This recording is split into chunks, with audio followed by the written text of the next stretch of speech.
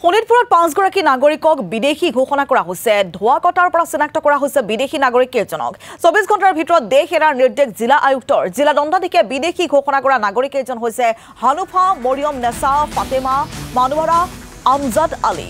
আমি পুনৰ আপোনালোকক জনাইছো 5গৰাকী লোকক শোণিতপুৰত বিদেশী চিনাক্ত কৰা হৈছে, বিদেশী ঘোষণা কৰা হৈছে। ধোৱাকটাৰ পৰা চিনাক্ত কৰা হৈছে বিদেশী নাগৰিক কেইজনক।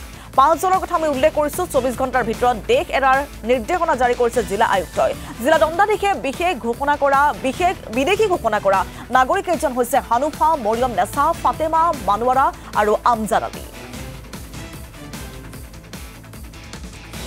ইয়াত আছো প্ৰায় 30 গণমান আছো। যেহেতু নতুন কোনোবা আহি যাবে নাই খেদিম নিশ্চয় খেদি দিম। তেনেকুৱা বাহিৰৰ মানুহ আমি ইয়াত জগা নিদিওঁ। চাওঁ সেইটো চাই লওঁ। নথি পত্ৰ আমি চাওঁ। আমি নোৱাৰিলে গামবুঢ়া আছে, গামবুঢ়াক দেখুৱাওঁ। গামবুঢ়া নোৱাৰিলে থানাক দেখুৱাম। দেখুৱাবলৈ আমি উঠাই দিওঁ। সেইবিলাক এতিয়া আৰু কি ক'ম ছাৰ, এইটো আমাৰ এইটো উপায় লাগে। কেনেকুৱা বদলামটো আহি গ'ল নদুৱাৰত। এই বদলামটোৰ কাৰণে আমি অলপ দুখিত হৈছোঁ। ধোবাকটা গড়িয়া বিল শোণিতপুৰ জিলাৰ অন্তৰ্গত 5গৰাকী মহিলাক বিদেশী ন্যায়াধীৰ কাৰণে চিনাক্ত কৰিছে। আমিও আচৰিত দিছোঁ বাতৰিটো শুনি। আজি আমি ইয়াত আহিলোঁ। আহি আমি গাঁৱৰ ৰাইজৰ লগত কথা বতৰা পাতিছোঁ। তেওঁলোক আগতে ইয়াত বসবাস কৰি থকাটো মানে হয়। কোনোবা এজন 6 মাহ আছিল, কোনোবা এজন 2 বছৰ আছিল।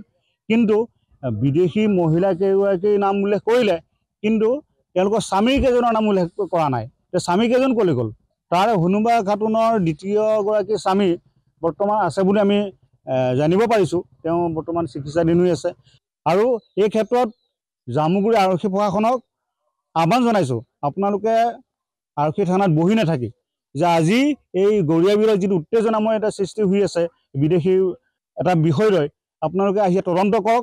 আৰু ইয়াত গাঁওবুঢ়া আছে, BDP আছে, সকলো আহি এটা তদন্ত আৰম্ভ কৰি পেলাই এটা ক্লিয়াৰিফিকেশ্যন হ'ব লাগে।